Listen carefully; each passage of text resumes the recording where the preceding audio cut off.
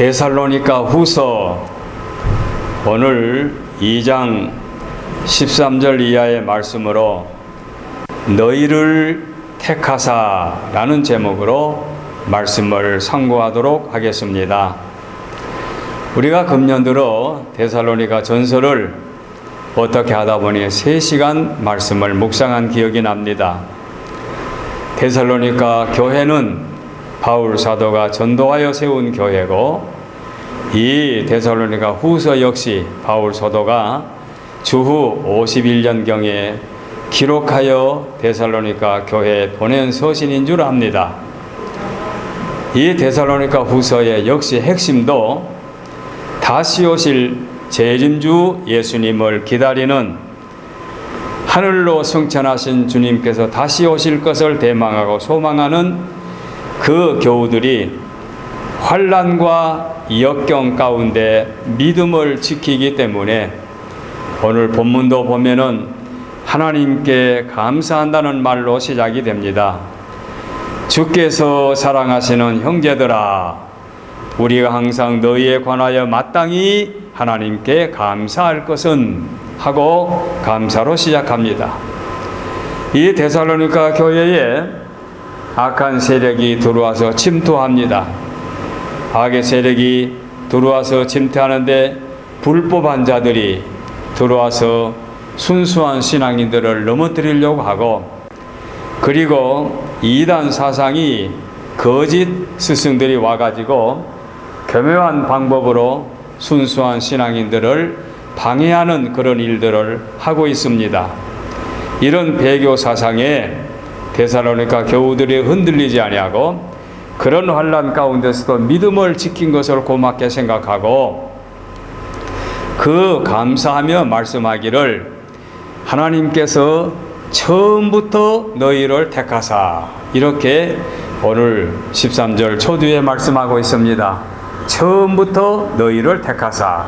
그래서 오늘 우리는 너희를 택하사라는 말씀으로 이 진리의 말씀을 지키면서 믿음으로 다시 오실 주님을 사모하는, 사랑하는 데살로니가 교우들과 같이 오늘 우리들에게 이 말씀으로 은혜와 축복이 임할 줄로 믿어서 너희를 택하사라는 제목으로 함께 말씀을 상고하고자 하는 것입니다.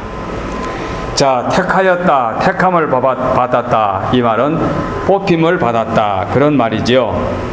여러 사람들 중에서 우리를 택함을 받았다. 지금 대학교 나가는 지인이가 어릴 때 지 엄마랑 신발가에 가서 신발을 하나 사가지고 와가지고 글을 써서 학교에서 발표한 그런 일이 있었지요. 신발 하나를 자기가 택하여 그 신발을 신고 학교를 다니면서, 교회를 다니면서 그 신발의 입장에서 나는 택함을 받았다, 이렇게 어린아이가 글을 써서 어릴 때에 쓴 그런 지엄마의 이야기가 지금도 기억이 납니다. 택함을 받았다고 하는 것은 하나님께서 우리를 택하였다고 할 때에 그냥 무심코 그래 우리가 택함을 받았다, 그런 정도가 아니라 택함을 받아서 주님 앞에 부르심을 받고 부름받은 백성에서 우리가 귀한 직분을 받았다. 아무리 생각해보다 이것은 귀한 일이 아닐 수 없어서 오늘은 너희를 택하사, 이렇게 상고하고 있습니다. 자, 첫째, 택함의 시기를 잠시 상고하도록 하겠습니다. 처음부터 너희를 택하사, 오늘 본문에도 이렇게 나옵니다. 처음부터. 이 처음이 언제적을 말합니까? 내가 부름을 받은 그때, 여러분들이 교회 몇 살에 나오셨습니까? 그때를 말합니까? 내가 초등학교를 졸업하고 교회를 다니기 시작했는데 그때를 말합니까? 그게 아니고 처음부터 우리를 택하였다라고 했는데, 그 처음부터라고 하는 그 말씀이 택함의 시기를 잘 설명해주고 있습니다. 처음부터 너희를 택하사. 처음부터 도대체 언제입니까? 그것도 역시 성경에서 찾아볼 필요가 있지요. 바울 사도가 역시 기록한 말씀입니다. 에베소서 1장 4절의 말씀을 보면 곧 창세 전에 그리스도 예수 안에서 우리를 택하사 이렇게 말씀이 나옵니다. 창세 전에 그리스도 안에서 우리를 택하였다. 저와 여러분이 언제 택함을 받았습니까? 세상이 생기기 전에 예수 그리스도 안에서 우리를 택하여 주셨다. 그리스도 안에서 택함을 받았다는 얘기는 구원받을 백성의 이제 택함이라 그 말이고, 그 택함은 언제냐? 창세전에, 세상이 생기기 전에. 머리가 혼란스럽고 이해가 안 됩니까? 그 창조되기 전에 우리를 택하였다. 사람의 머리로는 상상도 할 수 없는 일이지만 전능하신 하나님께서는 그렇게 하셨습니다.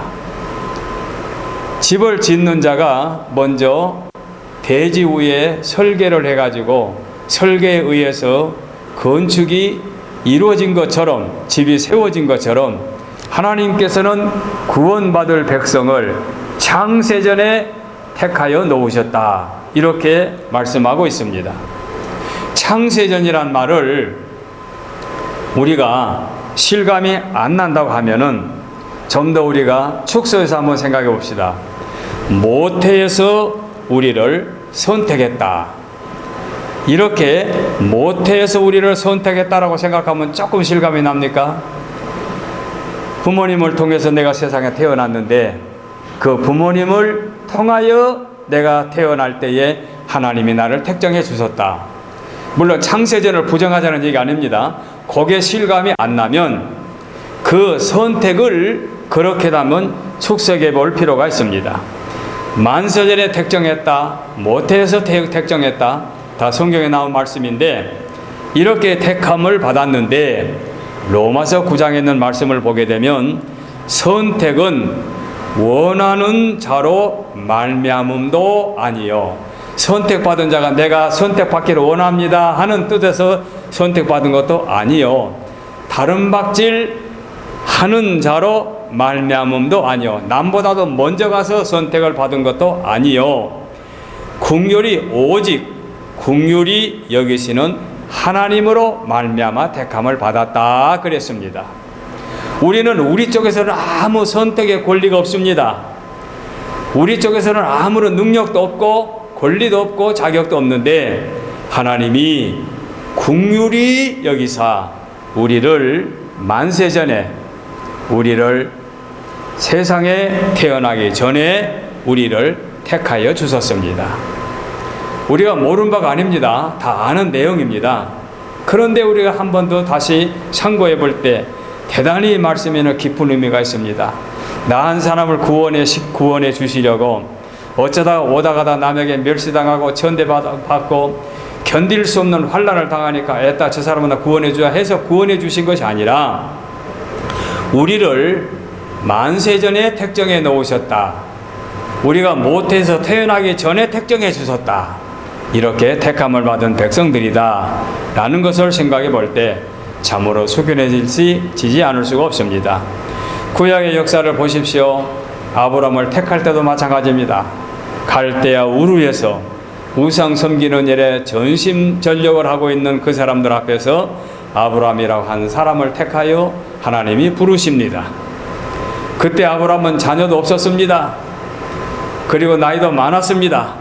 그럼에도 불구하고 하나님이 아브라함을 부르셨습니다. 아브라함 쪽에서 하나님을 택한 것이 아니라 하나님 쪽에서 아브라함을 택하여 부르셨습니다. 그래서 신명기 7장에 있는 말씀 보게 되면 너는 여호와 내 하나님의 성민이라, 여기 성자는 거룩할 성자, 너는 여호와 하나님의 거룩한 백성이라, 내 하나님 여호와께서 장차 만민 중에서 너를 자기 기업의 백성으로 택하였나니 그랬습니다. 만민 중에서, 세상의 모든 사람들 가운데서 너희를 자기 기업으로, 하나님의 백성으로, 하나님의 기업으로 택하여 주셨다. 그러니 선택의 시기와 선택의 의미를 우리는 이 정도만 묵상해도 알 수가 있습니다. 그래서 아까 말씀드린 대로 갈라디아서 1장에 내 어머니여 태로부터 나를 택정하시고 하는 말씀을 역시 바울 사도가 기록하고 있습니다. 창세전에 택정했다. 내 어머니의 태로부터 나를 택정하였다. 그리고 하나님이 당신의 긍휼하심으로 우리를 택하여 주셨다. 저와 여러분 이렇게 택함을 받아서 이 시대에 이렇게 한 교회의 한 믿음의 가족으로 함께 고락을 나누고 살고 있습니다. 우리가 이렇게 택함을 받아서 살아가고 있는 이것은 하나님의 놀라운 축복이요, 우리가 잠시도 잊어서는 안 될 축복의 근원임을 우리가 잊어서는 안 될 줄로 믿습니다. 아무리 세상을 보아도 제약된 세상 아닙니까? 세상에 누가 옳습니까? 과거의 정권이 옳습니까? 현재 정권이 옳습니까? 과연 누가 옳습니까? 아무도 하나님 앞에서 옳은 자가 없습니다. 다 죄인들입니다. 전적 타락했고 완전 부패했고 우리 쪽에서는 아무 능력이 없습니다. 그런데 하나님이 긍휼히 여기사 우리를 택하여 주셨습니다. 그러므로 택함 받은 백성답게 우리는 거룩한 백성으로 우리가 늘 그 은혜를 잊어서는 안 될 줄로 믿습니다. 그러면 두 번째로 왜 택했느냐 이겁니다. 택한 이유가 무엇이냐? 오늘 본문에 그대로 나옵니다. 처음부터 너희를 택하사, 그 뒤에 있는 말씀 보니까 성령의 거룩하게 하심과 성령의 거룩하게 하심과 진리의 믿음으로 구원을 받게 하심이라. 우리를 택하여 주신 것은 그냥 불러놔 주는 걸로 끝난 것이 아니라 거룩한 백성으로 구원받게 하시려고 택하여 주었다, 그 말입니다. 그러니 얼마나 놀라운 축복입니까? 택함을 받은 게 그냥 택함을 받은 걸로 끝난 것이 아니고, 그냥 다른 사람은 택함 받았으니 대기업에 못 들어가고 중소기업에 들어가는데 내 자식은 택함을 받아서 대기업에 들어간다? 그러니 저 중소기업에 다니는 다른 집의 자녀들보다 내 자녀가 축복받았다, 그 정도가 아니라 진리 안에서 거룩한 백성으로 변화시켜서 구원받게 하시려고 택하여 주셨다, 그 말입니다. 택함의 이유가 그거예요. 그러니 이거 생각하면 얼마나 감사합니까? 세상에 좀 힘들고 어렵고 억울한 일을 당했다고 하나님을 향하여 원망하고 하나님 계시면 이럴 수 있습니까? 하나님이 살아계시면 내 원수를 좀 벼락을 좀 쳐주십시오, 그런 신앙의 정도가 아니라 우리는 이 땅에서 그리스도의 이름으로 내 목숨을 잃은 한이 있다 할지라도 택함받은 백성으로 감사하며 한결같은 믿음을 지켜야 될 줄로 믿습니다. 이 땅의 금은보화가 얼마나 소중합니까? 그래서 물질 때문에, 물질 만능으로 얼마나 오늘날 젊은이들이 물질 때문에 타락하고 있습니까? 심지어 어디론 젊은이들은 1억만 준다면 나 감옥살이도 하겠다, 이런 애들도 있다지요. 참 돈 1억이 뭔데 감옥살이까지 하겠다는지 참으로 서글픔을 금할 수가 없습니다. 그런데 하늘나라에서는 그 금은 보화가 무슨 필요가 있습니까? 웃자는 얘기인 줄 압니다마는 어느 수전노가 돈을 많이 모아놨는데 죽기 전에 깔딱깔딱 이제 아마 저승사자고 주고받는 대화가 있었겠지요. 제발 좀 금덩어리 좀 갖고 가게 해달라고 사정사정하니까 처음에는 안 된다고 완강히 반대하다가 내중에는 그래 그러면 네가 들 수 있는 만큼 들어라 해서 백에다가 좀 금덩어리를 넣어가지고 천국에 간 모양이죠. 천국문에 가니까 천국문에서 너가 뭐냐 그거 내려놓고 가라. 아닙니다, 이거 내가 저사자부터 가지고 왔습니다. 그게 뭔데? 내 금은 보합니다. 그게 뭐가 필요하느냐? 또 얼마나 비싼 건데요? 그래, 그걸 허락을 받고 가져왔다고? 기다려봐라. 들어가서 물어보더니, 야, 하늘나라에서는 길에 깔려 있는 게 그건데 그 보도부로 그런 그 덩어리를 뭐하러 가져왔느냐? 이렇게 어느 길에서 내가 본 기억이 납니다. 그야말로 황금 보석으로 꾸민 하늘나라에서 이 땅에 금덩어리를 가져간들 무슨 소용이 있습니까? 가지고 갈 수도 없지만 그렇게 하늘나라에서는 필요 없다는 뜻으로 그런 아마 그 말을, 글을 누가 만들었겠지, 썼겠지요. 우리가 그리스도의 이름으로 구원을 받은 것하고 이 땅에서 부귀 영화 권세를 누리는 것하고 비교할 수가 없습니다. 저와 여러분은 택함을 받은 거룩한 백성으로 살고 있으니 이 땅에서는 가진 것이 없어도, 누릴 것이 없어도, 자랑할 것이 없어도, 뽐낼 것이 없어도 우리는 그리스도 안에서 거룩한 백성으로 변화되어 구원받았으니 구원받은 것으로 감사하며 살아야 할 것입니다. 그런데 성경을 조금 더 진행해서 연구해 보면, 묵상해 보면은 거룩한 백성으로 구원받게 하는 것도 물론이지만 구원받은 백성들이 이 땅에서 열매를 맺도록 말씀으로 권면하고 있습니다. 요한복음 12장의 말씀을 보게 되면 너희가 나를 택한 것이 아니요, 아까 위에서 설명했습니다마는 너희가 나를 택한 것이 아니요 내가 너희를 택하여 세웠나니, 주님이 하신 말씀이요, 너희가 나를 택한 것이 아니요 내가 너희를 택하여 세웠나니, 이는 택한 이유를 말합니다. 이는 너희로 가서 과실을 맺게 하고 또 너희의 과실이 항상 있게 하여 내 아버지께 무엇을 구하든지 다 받게 하려고 택하였다는 말씀이 나옵니다. 성령의 거룩하신 이름으로 택함을 받았는데 열매를 맺도록 택하여 주셨습니다. 그 열매는 성령의 9가지 열매를 비롯하여 내가 구원받은 백성의 반절에 참여되었으니 다른 사람들도 이 반절로 불러들이는 일이 우리의 일인 줄 압니다. 물론 전도는 쉽지가 않은 줄 압니다. 어떤 은사를 받은 사람은 1년에 몇백 명도 인도하는 사람이 있을 때다마는 우리는 몇십 년이 가도록까지 세교인 하나도 전도하지 못한 경우도 사실 우리는 부인할 수 없습니다. 그러나 그 진정한 열매는 하나님이 하십니다. 여러분의 말과 행동, 언행으로 말미암아 그 어떤 여러분의 이웃과 친족이나 아는 사람이 감화를 받아서 나도 저분처럼 교회를 다니겠다 작정하고 우리 교회가 아니라 할지라도 예수 그리스도를 구주로 영접하고 교회를 다니는 어떤 성도가 있다면 여러분 자신들은 몰라도 주께서 하시니 그 열매는 하나님 기억해 주실 줄로 압니다. 그것 때문에 우리는 우리 교회에 불러오지 않아도 좋다는 그런 합리화를 시키자는 얘기가 아니라 열매라는 개념이 그렇다는 얘기입니다.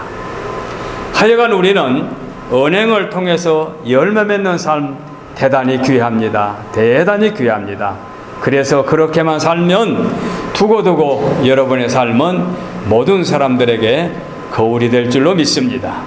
사도행전을 보게 되면 12사도를 비롯하여 초대교회 교우들은 매우 열매 맺는 삶에 전심간력을 했습니다.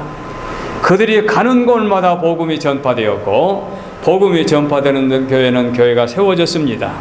이것이 초대교회 역사입니다. 그래도 예루살렘에서 은혜를 받은, 예루살렘에서 성령을 받은 그들이 흩어질 줄 모르니까 하나님이 예루살렘에 환란이라는 고통을 벼락처럼 부어가지고 성도들이 사방으로 흩어지게 하고 이방 나라로 흩어져 가서 복음을 증가하게 되니 교회가 세워지게 되고 복음의 열매가 맺어지게 됐지요. 이런 일들이 오늘날까지 이루어져서 저와 여러분들도 그 열매의 일원으로 지금 이 땅에서 믿음의 삶을 살고 있습니다. 바울 사도도 마찬가지입니다. 그가 직가라는 길가에서 부활하신 주님을 만난 다음에 그리스도인들을 잡아 가두려고 대제사장들과 계약을 하고 신임장을 써가지고 그리스도를 잡으러 가다가 예수님을 만난 다음에 만난 즉시 그리스도인을 탄압한 것이 아니라 복음을 증거하는 복음의 증인이 되었던 것입니다. 그래서 로마서 1장 1절을 보면은 예수 그리스도의 종 바울은 사도로 부르심을 받아 하나님의 복음을 위하여 택정함을 입었다고 말씀하겠습니다. 복음을 위하여 택정함을 받았다. 그래서 주님이 부활하신 다음에 사랑하는 제자들에게 분부하신 말씀이 마태복음 마지막 부분에 마가복음 마지막 부분에 동일하게 나옵니다. 마태복음 28장에 그러므로 너희는 가서 모든 민족을 제자로 삼아 아버지와 아들과 성령의 이름으로 세례를 베풀고, 마가복음에도 너희는 온 천하에 다니며 만민에게 복음을 전파하라 고 했습니다. 이렇게 복음을 증거하는 것은 열매 맺는 삶이지요.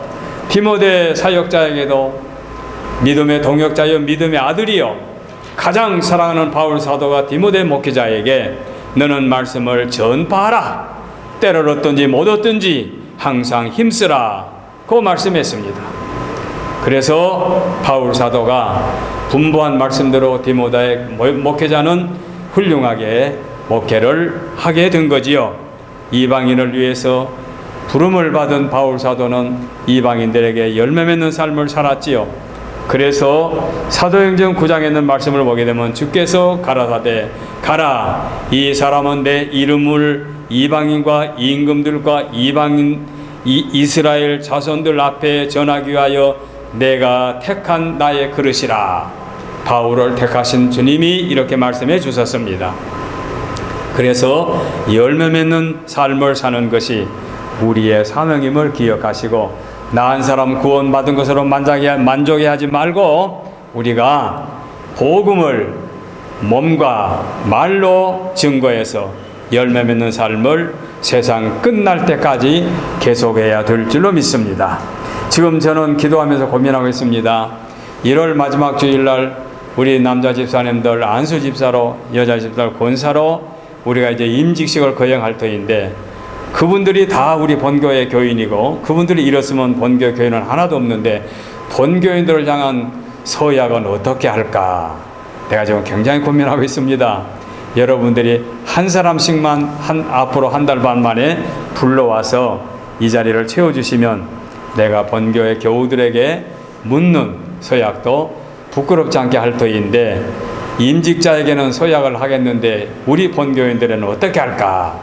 여러분들의 자녀 몇 사람 앉혀놓고 서약하기도 뭐하고 참 이 나이에 참 지금 그것을 놓고 기도하고 있습니다. 여러분, 짜장면을 사주고라도 여러분의 가까운 이웃들을 교회로 좀 몇 사람 불러들여가지고 우리가 성대하게 1월 마지막 주일날 임직식을 거행하면 참 좋겠다 하는 늙은 목사의 소망을 여러분 한번 기억해 주시고 힘써 주셔서 열매 맺어 주시기를 바랍니다. 그러나 이 말씀은 명령이 아니요, 우리가 웃으면서 제가 하는 말씀이고 목사님의 애로를 여러분이 마음으로 받아주시기를 바랍니다. 세 번째입니다. 택함 받은 자의 결과입니다. 택정해 주셨고 언제 택하였느냐 설명을 했고, 왜 택했느냐는 택함의 이유도 말씀했는데 또 그 결과도 우리가 말씀을 상고하도록 하겠습니다. 제자로 택함을 받은 그야말로 12제자, 특별히 베드로를 비롯한 그 제자들이 예수님의 부르심을 받고 제자로 택함을 받아서 교육을 받고, 그리고 훗날 그들은 사도로 사역을 하고 있습니다.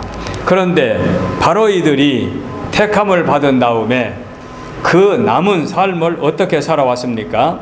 그들은 목숨을 바쳐 복음을 증거하는 증인들이 되었습니다. 그러니까 순교자가 되었다는 얘기죠. 순교를 했습니다. 순교를 했는데 과연 그들이 그렇게 순교하면서까지 그리스도의 복음을 증거한 이유가 무엇입니까? 왜 그랬을까요? 그 결과가 있지 않겠습니까? 그래서 그 결과는 하나님께서 우리에게 상급으로 허락해 주시려고 우리를 사명을 주셨고 열매 맺도록 분부해 주셨습니다. 우리 그 사자성어의 사필 규정 뭐 그런 말씀 있죠. 결자 해지, 뭐 콩 심은 데 콩 난다, 팥 심은 데 팥 난다, 그런 말씀이 있죠. 이런 식으로 우리가 이 땅에서 어떤 일을 저지르게 되면은 그 일에 대한 결과를 우리는 알게 되지 않습니까? 그 결과는 원인을 통해서 꼭 결과가 나오도록 되어 있지요. 그래서 그 결과가 무엇이냐에 따라서 대단히 우리는 그 귀한 것을 찾아볼 수가 있습니다. 자, 그러면 우리가 부르심을 받고 열매를 맺었다고 하면은 이제 열매를 맺은 택한 받은 자의 결과는 무엇이냐? 오늘 본문에도 구원의 반열에 참여하도록 말씀해 주셨습니다. 저와 여러분은 이제 구원받은 백성들입니다. 하늘에서의 상급이 예비되어 있습니다. 예비되어 있는데 그 예비된 우리가 어떤 상급을 받느냐? 틀림없이 받는다는 사실을 우리가 잊어서는 안 될 줄로 믿습니다. 미국의 아일랜드라고 하는 곳에서 한 젊은 청년이 이제 그 가가호 방문을 하면서 물건을 팔다가 어느 한 그 가정의 대문집을 두드렸습니다. 두드렸는데 그 집에서 어떤 소녀가 나오더니 우리 집은 가난해가지고 물건을 살 수가 없습니다. 이렇게 이제 정중하게 사양을 했습니다. 그러니 그 학생이 제가 물건을 지금 팔려고 문을 두드린 것이 아니라 너무 가난하고 배고프고 목말라서 우유라도 한 잔 얻어 먹으려고 문을 두드렸습니다. 이렇게 자기 입장을 밝혔습니다. 그랬더니 젊은 소녀가 우유 한 잔을 갖다가 주었습니다. 그 목마를 때, 배고플 때 우유 한 잔이 얼마나 소중했는지 우유 한 잔을 잘 마시고 난 다음에 고맙습니다. 잘 마셨습니다. 그러나 나에게 친절을 베풀어 주신, 우유 한 잔을 베풀어 주신 이름을 알고 싶습니다. 그래서 그 소녀의 이름을 적어가지고 알아가지고 갔습니다. 그러고 난 다음에 20년이 흘렀습니다. 20년 후에 그 메릴랜드 병원에 어느 여자분 중환자가 들어왔습니다. 그래서 그 원장이 하워드 켈리 박사라는 원장이 다른 그 병원의 의사들을 다 동원해 가지고 급히 그 여자를 수술을 해 가지고 그 중병에서 곤쳐 이제 말하자면 살려 놓았습니다. 그러고 난 다음에 이제 청구서가 그 환자에게 날라 들어갔습니다. 근데 청구서에 보니까 수술비가 $10,000가 된 겁니다. $10,000가 되니까 이 여인이 한숨을 쉬면서 나는 돈이 없는 사람인데 어떻게 할까 하고 이렇게 이제 그 청구서를 받아가지고 망설이다가 뒷장을 넘겨보니까 뒷장에 뭐라고 써졌는 거니 20년 전에 우유 한 잔 값으로 당신의 치료비는 탕감되었습니다. 이렇게 써져 있는 편지를 그 자필로 쓴 편지를 하나 그 첨부에 붙었습니다. 20년 전에 저에게 대접한 우유 한 잔 값이 치료비입니다. 이제 그러면 짐작이 가겠죠. 20년 동안 무슨 일이 있는 거 알지요? 이 여인은 나이가 차서 할머니가 되었고 이제 병으로 말미암아 병원에 입원하게 됐는데 20년 전에 그 학생은 열심히 공부해서 의사가 되고 이 메릴랜드 병원의 원장이 되어가지고 그 여자를 알아보고 치료해 주었다는 얘기지요. 오늘 이야기를 마지막에 말씀드린 이유는 세상에는 결과가 있기 마련이지요. 아까 말씀드린 대로. 그래서 무엇을 하든지 그 결과가 나오도록 되어 있는데 우리가 열매 맺는 삶을 살게 되면 그 결과는 틀림없이 본인에게 돌아간다 그 말이죠. 틀림없이. 저와 여러분은, 저는 여러분들도 나이가 많이 이제 먹었으니 저에게는 빨리 그날에 가까우겠지요. 여러분은 또 나보다 늦게지만은 여러분도 틀림없이 내가 가는 길을 따라오겠지요. 그러면 그 길이 언제입니까?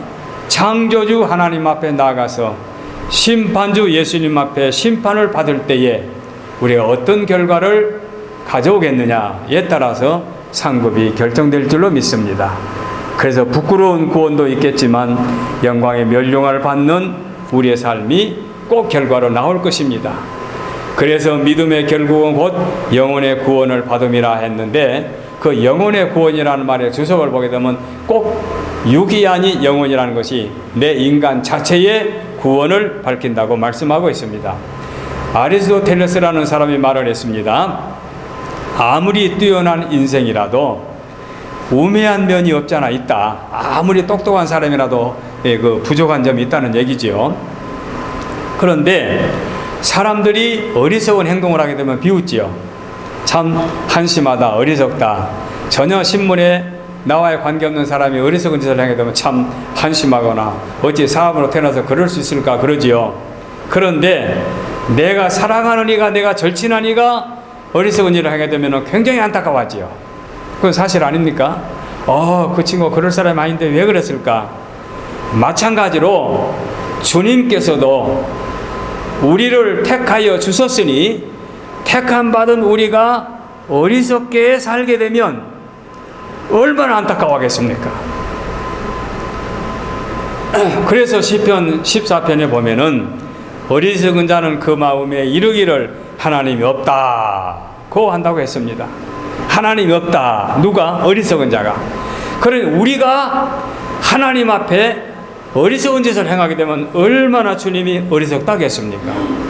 잠언 14장에 보면은 어리석은 자는, 미련한 자는 죄를 심상히 여긴다고 했습니다. 심상히 여긴다고. 심상이라는 말을 우리말로 쉽게 말하면은 가볍게 여긴다, 대수롭지 않게 여긴다, 그냥 경히 여긴다, 그런 뜻이에요.